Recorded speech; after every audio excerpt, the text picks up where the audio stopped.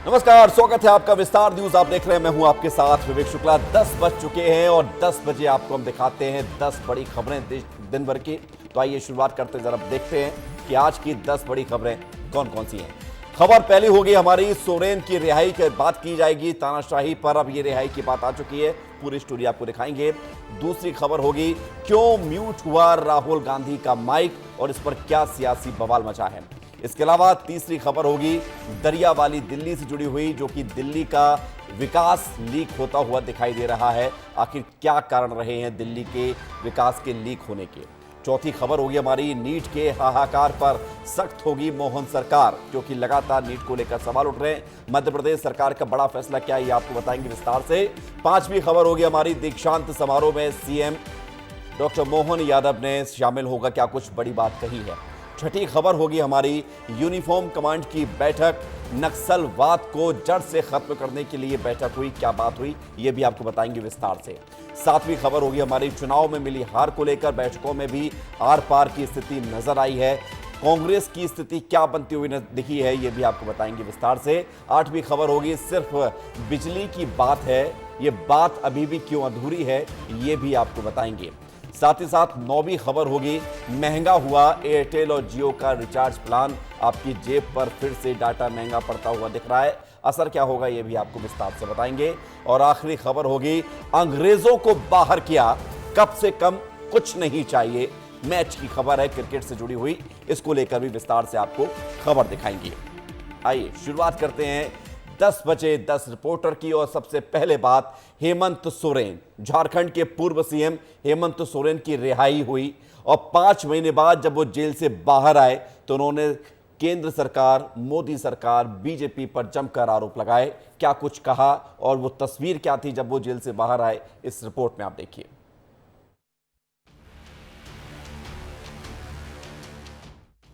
आखिरकार जमानत मिल गई, झारखंड के पूर्व सीएम हेमंत सोरेन आखिरकार जेल से बाहर आ ही गए। 5 महीने जेल की सलाखों के पीछे रहने के बाद हेमंत सोरेन को कैद से मुक्ति मिली है। झारखंड के पूर्व सीएम हेमंत सोरेन शुक्रवार 28 जून को रांची की बिरसा मुंडा जेल से बाहर आ गए। जेल के बाहर उनकी पत्नी कल्पना सोरेन और उनके समर्थक बेसब्री से उनका इंतजार कर रहे थे। जेल से बाहर आते ही हेमंत सोरेन ने बीजेपी और केंद्र सरकार पर आरोपों की बौछार कर दी। हेमंत सोरेन ने कहा, मुझे झूठे आरोपों में 5 महीने जेल के अंदर रखा गया। झारखंड के लोगों के लिए 5 महीने बहुत कठिन थे। सुनियोजित तरीके से लोगों की आवाज दबाई जा रही है। इन 5 महीनों का जो वक्त था, बहुत ही चिंतनीय महीने रहे हैं। एक झूठे मनगढ़ंत कहानी गढ़कर मुझे 5 महीनों तक जेलों के अंदर रखा गया। ईडी ने हेमंत सोरेन की जमानत का विरोध किया, लेकिन हाईकोर्ट ने कोई ठोस सबूत न होने पर हेमंत सोरेन को जमानत दे दी। कोर्ट के फैसले के बाद सोरेन के सरकारी आवास में मिठाई भी बांटी गई। झारखंड के पूर्व सीएम हेमंत सोरेन जमीन घोटाले के मनी लॉन्ड्रिंग मामले में जेल में बंद थे। अब ये जमीन घोटाला है क्या, उसके बारे में भी आपको बताते हैं। झारखंड का जमीन घोटाले को भी आप जानिए। 36 फर्जी डीड और कागजात के जरिए फर्जी सौदा किया गया था। सैकड़ों एकड़ की जमीन का फर्जी सौदा हुआ। अधिकारी से लेकर व्यापारी तक इस घोटाले में शामिल थे। नगर निगम ने मामले में एफआईआर दर्ज कराई। नितिन मदन कुलकर्णी जांच अधिकारी बनाए गए। 13 अप्रैल 2023 को 21 ठिकानों पर रेड की गई। इस छापेमारी में कई अहम सबूत मिले, जिसके बाद ईडी ने हेमंत सोरेन को गिरफ्तार किया। ईडी ने कहा, इस जमीन घोटाले से तत्कालीन सीएम हेमंत सोरेन के तार भी जुड़े हुए हैं, जिसके बाद ईडी ने हेमंत सोरेन को गिरफ्तार कर लिया। हेमंत सोरेन के जेल से बाहर आने के बाद झारखंड मुक्ति मोर्चा के एक्स हैंडल से भी पोस्ट किया गया, जिसमें उन्होंने लिखा कि हर अत्याचारी का अंत बुरा ही होता है। हर अत्याचारी का अंत बुरा ही होता है। तानाशाहों के पास जितनी शक्ति है, बंदूक, गोले, बारूद हो, अंत में हमेशा सत्य की ही जीत होती है। झारखंड मुक्ति मोर्चा। 5 महीने बाद एक बार फिर से हेमंत सोरेन जेल से बाहर हैं और इस बार के नए अंदाज और तेवर के साथ। लेकिन अब देखना ये दिलचस्प होगा कि उनकी ये रिहाई उनके ऊपर लगे आरोपों को कितना कम कर पाती है। ब्यूरो रिपोर्ट, विस्तार न्यूज। तो हेमंत सोरेन तो जेल से बाहर आ गए हैं। उधर नीट को लेकर बवाल पूरे देश भर में जारी है। संसद में भी गतिरोध बना हुआ है, लेकिन इसी आवाज को उठाते हुए राहुल गांधी का माइक बंद हो गया, जिस पर सियासत शुरू हो गई। नीट मामले पर राहुल गांधी बोल रहे थे और सिर्फ राहुल का माइक बंद नहीं हुआ, मल्लिकार्जुन खड़गे का भी माइक बंद हुआ है। उसके बाद क्या हुआ है, इस रिपोर्ट में आप देखिए। नीट मुद्दे को लेकर सड़क से सदन तक हंगामा बरपा हुआ है। सरकार के लिए गले की फांस बनता जा रहा नीट पेपर लीक का मुद्दा अब कई सवाल खड़े कर रहा है। नई सरकार बनने के बाद शुरू हुए मॉनसून सत्र में भी नीट को लेकर शोर जारी है। आज भी यही हुआ। सदन के दोनों सदनों में, राज्यसभा और लोकसभा में, विपक्ष ने नीट पर चर्चा की मांग को लेकर सदन में आवाज बुलंद की, लेकिन इसी आवाज को बुलंद करते हुए राहुल गांधी की आवाज सुनाई देना अचानक से बंद हो गया। दरअसल हुआ ये कि जब राहुल गांधी सदन में खड़े होकर स्पीकर ओम बिरला से चर्चा कराए जाने की मांग कर रहे थे, तभी बीच में उनकी आवाज आना बंद हो गया। सर माइक तो दे दीजिए। मैं आपको पूर्व में बता चुका हूं कि आप विषय राष्ट्रपति भाषण में रखें। अभी आपका नहीं सर, कोई हम रिकॉर्ड में नहीं जाएगा, इसलिए मेरा आग्रह है उनको। राहुल का माइक बंद होने के बाद कांग्रेस सांसद दीपेंद्र हुड्डा ने आरोप लगाया कि नेता प्रतिपक्ष राहुल गांधी का माइक बंद कर दिया गया। आज जो सदन में बड़ा दुर्भाग्यपूर्ण है, एक अति महत्वपूर्ण विषय जिससे देश के युवाओं का, करोड़ों युवाओं का भविष्य जुड़ा हुआ है, नीट के में पेपर लीक का मुद्दा राहुल गांधी जी ने जिस रूप से शालीनता से उठाया और कहा कि इस पे दलगत राजनीति से ऊपर उठकर पूरे सदन का एक दृष्टिकोण बने, इस बात की मांग जब उन्होंने करी तो तुरंत उनके प्रस्ताव को न सिर्फ अस्वीकार किया गया, लेकिन उनके माइक को, वो जब बोल ही रहे थे तो माइक को स्विच ऑफ कर दिया। बात सिर्फ यहीं तक नहीं रुकी। कांग्रेस ने आरोप लगाया कि राज्यसभा में कांग्रेस नेता सदन मल्लिकार्जुन खड़गे का भी माइक ऑफ कर दिया गया, और ये उस समय हुआ जब खड़गे नीट को लेकर अपनी बात रख रहे थे और सभापति उन्हें रोक रहे थे। आज स्टूडेंट्स बहुत परेशान है। सर, नीट का एग्जामिनेशन बार बार 7 साल में 70 बार पेपर लीक होता है। I do not तो क्या है, 7 साल में 70? I am not getting no. बात जब ज्यादा बढ़ी तो स्पीकर ने माइक बंद होने को लेकर कहा कि मैं किसी की आवाज बंद नहीं करता। माइक मैं बंद नहीं करता हूं, पूर्व में भी आपको व्यवस्था दी थी। अब जरा ये भी जान लीजिए कि आखिर जिस माइक को लेकर इतना हल्ला मचा हुआ है, उस माइक का सिस्टम है क्या। संसद में माइक की व्यवस्था क्या होती है, ये भी जानिए। सदन में हर सांसद के सामने माइक होता है। साउंड इंजीनियर ही इसे चालू या बंद कर सकते हैं। स्पीकर जिस सांसद को बोलने की अनुमति देते हैं, उस वक्त उस सांसद का माइक ऑन कर दिया जाता है। तय समय से ज्यादा बोलने पर भी माइक ऑफ हो सकता है। रिकॉर्ड में बात अगर नहीं जा रही है तो भी माइक ऑफ हो सकता है। देश में मौजूदा समय में विपक्ष सत्ता पक्ष पर हर बात को लेकर हमलावर है, लिहाजा माइक बंद होने पर भी सियासत हो रही है। इससे पहले कैमरे में राहुल गांधी को कम दिखाए जाने का मुद्दा भी कांग्रेस उठा चुकी है। ब्यूरो रिपोर्ट, विस्तार न्यूज। बढ़े आगे, दिल्ली एनसीआर में बारिश हुई, मौसम सुहाना हुआ, लेकिन परेशानी उससे ज्यादा बढ़ गई क्योंकि दिल्ली एनसीआर पूरी तरह से जल जमाव के चलते लॉक हो गया। लोग जहां थे वहीं खड़े रह गए। मध्य प्रदेश और छत्तीसगढ़ में भी बारिश का असर दिख रहा है। इस रिपोर्ट को आप देखिए। दिल्ली में मॉनसून ने ऐसी एंट्री ली कि बारिश ने 88 साल का रिकॉर्ड तोड़ दिया। दिल्ली में हुई लगातार बारिश के बाद दिल्ली दरिया बन गई, और सिर्फ दिल्ली ही नहीं, पूरे एनसीआर में यही देखने को मिला। बारिश का आगाज ऐसा होगा किसी ने सोचा नहीं था। सुबह तक हुई झमाझम बारिश के बाद दिल्ली की हालत खराब हो गई। मौसम विभाग ने कहा कि ये तो अभी शुरुआत है, दिल्ली में पानी अगले 2 दिन लगातार बरसेगा। दिल्ली में रिकॉर्ड तोड़ बारिश दर्ज की गई। 88 साल में सबसे ज्यादा बारिश दिल्ली में एक दिन में हुई। एक दिन में 288.1 मिलीमीटर बारिश दर्ज की गई। 1936 में 235.5 मिलीमीटर बारिश एक दिन में दर्ज की गई थी। दिल्ली में बारिश के बाद जगह जगह वाटर लॉगिंग और जाम की स्थिति बन गई। हालात ऐसे हो गए कि पूरी दिल्ली ही थम गई। पिछले साल भी दिल्ली में बाढ़ आई थी, लिहाजा इस साल भी लोग डरे हुए हैं। दिल्ली में हुई बारिश से गर्मी से तो राहत मिल गई, लेकिन जल जमाव और सड़क पर जाम ने लोगों की समस्या बढ़ा दी। देश के ज्यादातर हिस्से में मानसून का असर दिख रहा है। मध्य प्रदेश की बात करें तो मध्य प्रदेश में भी मानसून का असर तमाम जिलों में दिख रहा है। पूरे एमपी में झमाझम बारिश हो रही है। भोपाल और ग्वालियर में तेज बारिश का अलर्ट जारी किया गया है। भोपाल में अकेले जून में ही 25% बारिश हो चुकी है। 11 जिलों में जमकर बरसेंगे बदरा और अगले 3 दिन प्रदेश भर में बारिश का असर दिखेगा। मध्य प्रदेश में सबसे ज्यादा बारिश भोपाल में हो रही है, बाकी हिस्सों में बारिश का असर जारी है। ग्वालियर चंबल अंचल में भी मानसून पहुंच चुका है। इंदौर, ग्वालियर, गुना, अशोकनगर, सागर, दमोह में आंधी और बारिश, रतलाम, उज्जैन, मंदसौर में तेज बारिश। एमपी में मानसून पूरे प्रदेश में सक्रिय हो चुका है। वेस्टर्न डिस्टर्बेंस और ट्रफ लाइन के साथ ही साइक्लोनिक सर्कुलेशन समेत तमाम एक्टिविटी इन दिनों एमपी में जारी है और अगले 3 दिन भारी बारिश के संकेत मिल रहे हैं।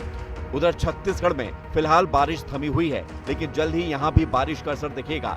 छत्तीसगढ़ में बारिश को लेकर अलर्ट जारी किया गया है। प्रदेश में बादल और गरज चमक के साथ बारिश हो सकती है। रायपुर समेत 4 संभागों में बारिश का ऑरेंज अलर्ट जारी किया गया है।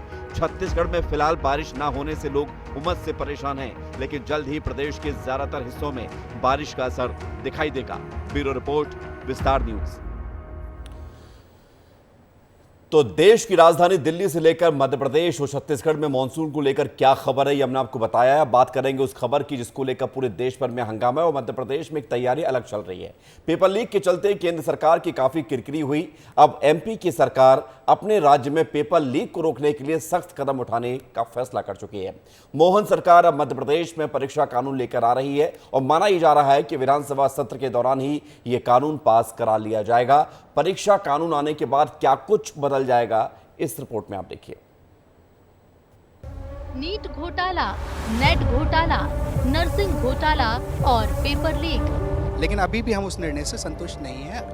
हमारे को देखिए इससे कोई फायदा होगा नहीं। इन सभी मामलों के बाद अब मध्य प्रदेश सरकार सख्त कानून लाने जा रही है। इस कानून के लागू होने के बाद 1 करोड़ रुपए तक का जुर्माना और 10 साल तक की सजा हो सकती है।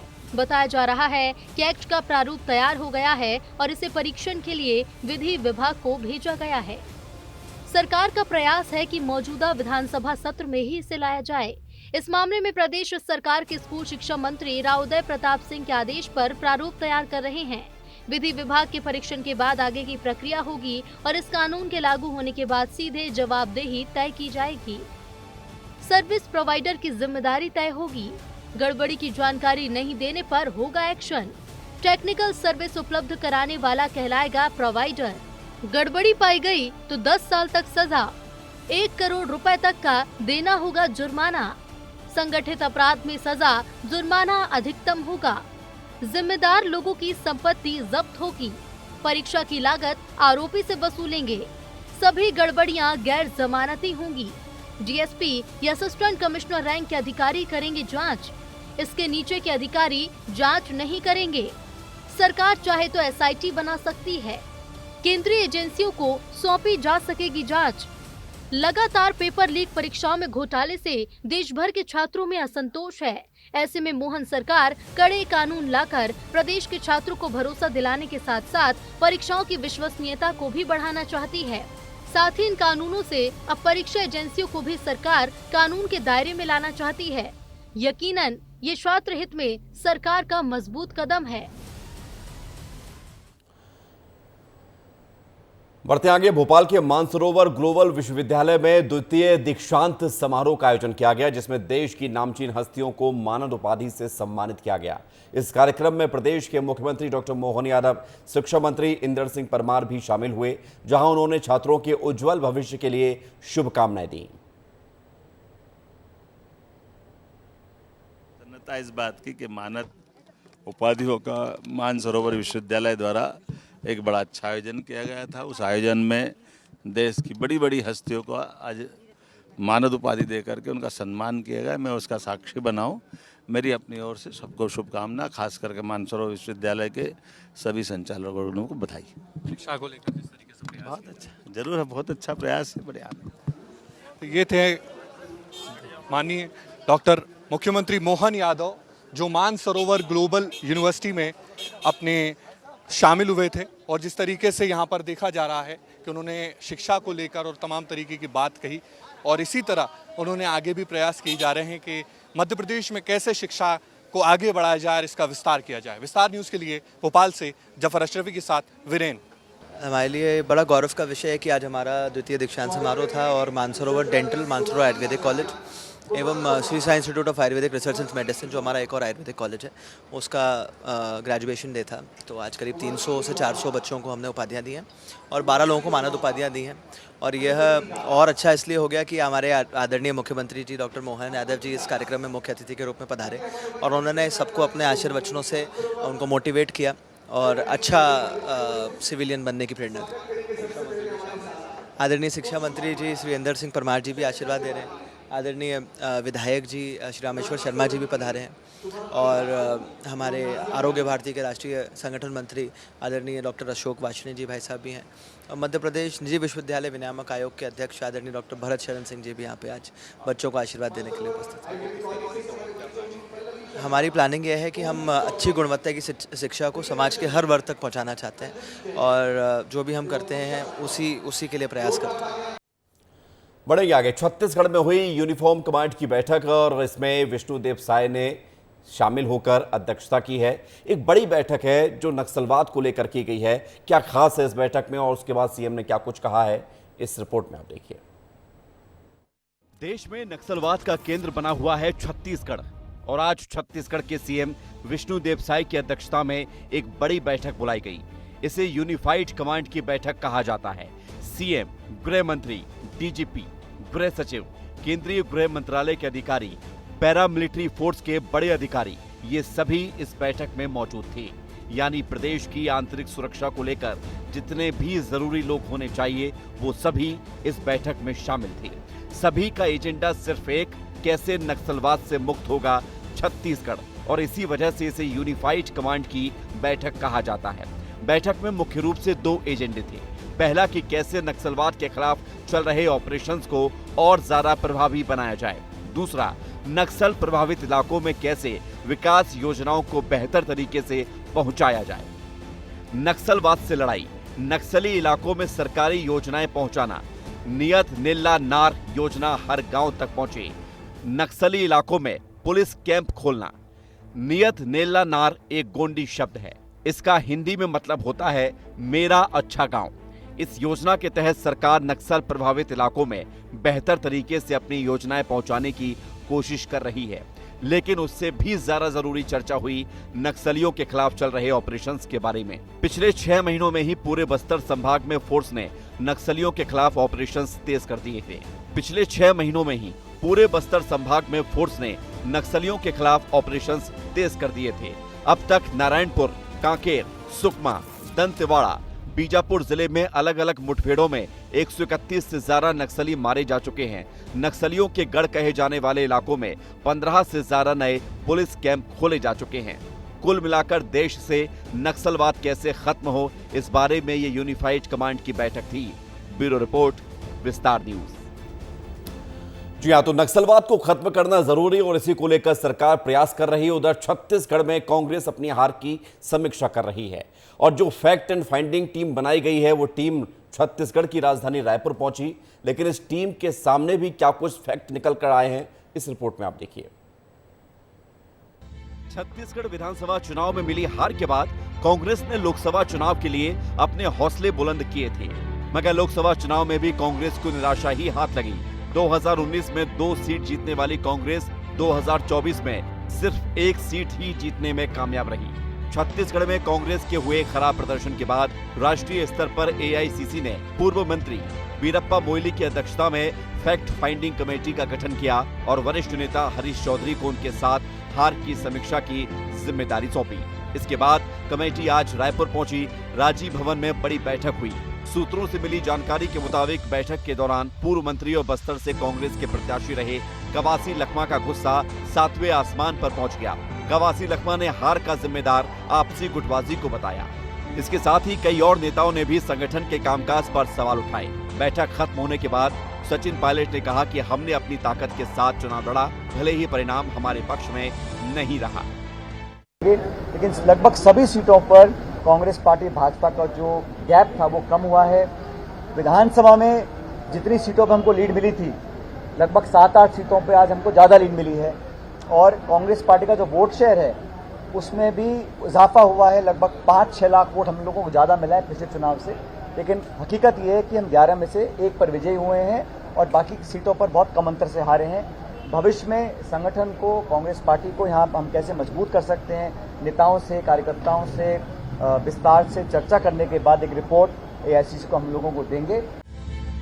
सचिन पायलट ने पार्टी के अंदर नेताओं के गुस्सा फूटने की बात से इनकार किया। उन्होंने कहा कि कांग्रेस में कहीं भी आपसी गुटबाजी नहीं है। साथ ही संगठन में बदलाव के सवाल पर सचिन पायलट ने कहा, कमेटी किसी को बनाने या किसी को बिगाड़ने नहीं आई है, बल्कि सुझाव लेने आई है। वहीं रायपुर पहुंचे कांग्रेस के फैक्ट एंड फाइंडिंग कमेटी के चेयरमैन पूर्व केंद्रीय मंत्री वीरप्पा मोइली ने कहा कि हम सिर्फ बात करके हार का कारण पता करने आए हैं, इसके बाद हम आगे की तैयारी करेंगे।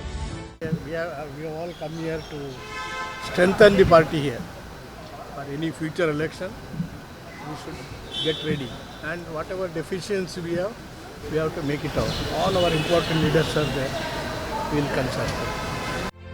कांग्रेस की हार की समीक्षा को लेकर डिप्टी सीएम अरुण साव ने तंज कसा।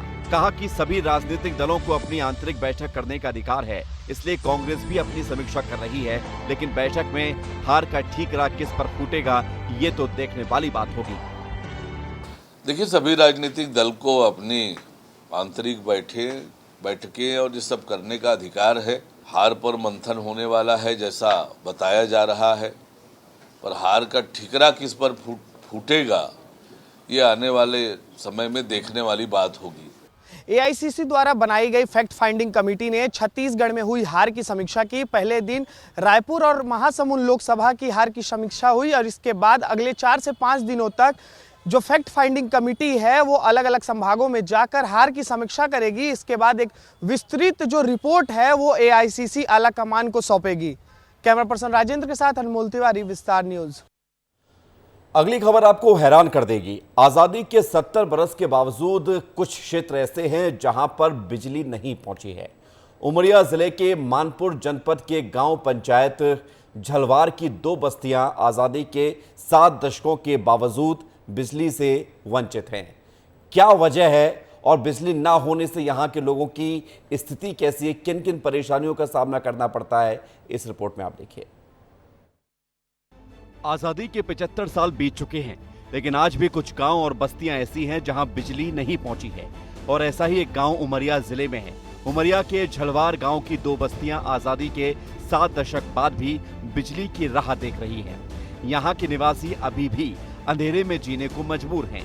बांधवगढ़ के जंगल से सटे होने के चलते जंगली जानवर आए दिन गांव में घुसकर उत्पात मचाते हैं, जिससे कई लोग अपनी जान गंवा चुके हैं। और इसके बावजूद ग्रामीणों को इस समस्या से निजात नहीं मिल रही है। ग्रामीणों ने कई बार अपनी फरियाद ग्राम पंचायत से लेकर जिला पंचायत और अन्य दफ्तरों में लगाई, लेकिन उन्हें बिजली नहीं मिली। उन्हें मिला तो सिर्फ आश्वासन। ग्रामीणों ने अपनी बिजली की समस्या को लेकर उमरिया कलेक्टर को ज्ञापन सौंपा है। उनका कहना है कि बिजली ना होने के चलते खेती सूख जाती है और बच्चों की पढ़ाई नहीं हो पाती। यहाँ तक कि मोबाइल चार्जिंग और अन्य छोटे छोटे कामों के लिए भी उन्हें कई किलोमीटर दूर दूसरे गाँव में जाना पड़ता है। खासकर बारिश के मौसम में उन्हें ज्यादा मुश्किलें झेलनी पड़ती हैं। कि मतलब हम जंगल के बॉर्डर से लगे हुए हैं, ना हमारे पास कोई उजेला है, ना हमारी कोई सुविधा है। पहली बार तो ये है कि मतलब हमारी कोई व्यवस्था की लाइट की व्यवस्था नहीं है। यह सब लोग हम लोग अपने में सम्मिलित करके सोचे कि हम तो अब गांव वालों से और से अधिकारी कर्मचारी से सबसे निवेदन कर चुके हैं, लेकिन हमारी निवेदन को कोई नहीं सुनता है। तो इसके लिए चले कलेक्टर साहब के पास अपनी निवेदन सुनाते हैं। शायद हो सकता है कि वो हमारी समस्या को सुन लें। यहाँ के सहायक अभियंता द्वारा मुझे बताया गया था कि जो तत्कालीन सरपंच हैं उन्होंने एस्टीमेट मांगा था लास्ट ईयर और वहाँ के इलेक्ट्रिफिकेशन के लिए, तो उनको एस्टीमेट बना के दे दिया गया था और कलेक्ट्रेट में भी भेजा गया था। फंड की उपलब्धता जिस भी मद से होगी, उपलब्धता के बाद ही वहाँ पे विद्युतीकरण का कार्य किया जाएगा। चाहे कुछ भी वजह हो, लेकिन आजादी के 70 साल बाद भी गांव की ऐसी स्थिति हैरान कर देने वाली है। प्रशासन को करना चाहिए कि जल्द से जल्द इन सभी समस्याओं का निराकरण हो ताकि लोगों की जिंदगी आसान हो सके।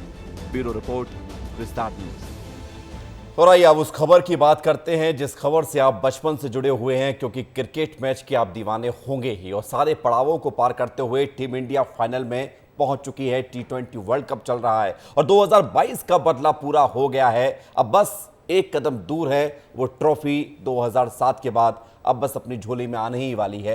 इस रिपोर्ट को आप देखिए। फाइनल की करो तैयारी, अब की बार इंडिया की बारी। कंगारू अंग्रेजों को किया बाहर, कप से कम कुछ भी नहीं इस बार।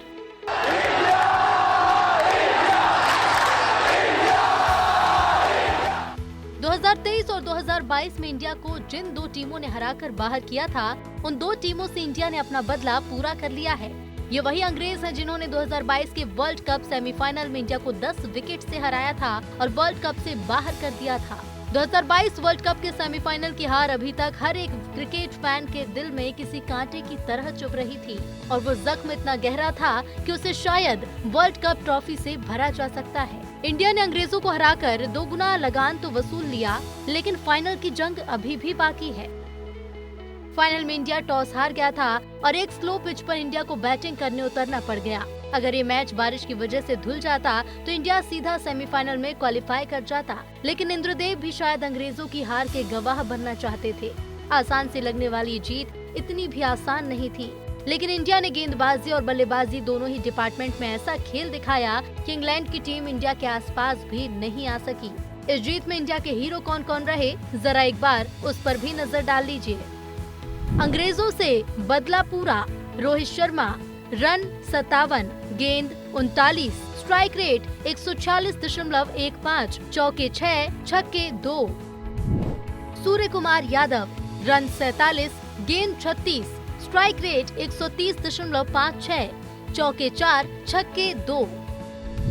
हार्दिक पांड्या, रन 23, गेंद 13, स्ट्राइक रेट 176.92, चौके 1, छक्के 2। अक्षर Patel, over 4, wicket 3, run 23, economy 5.8।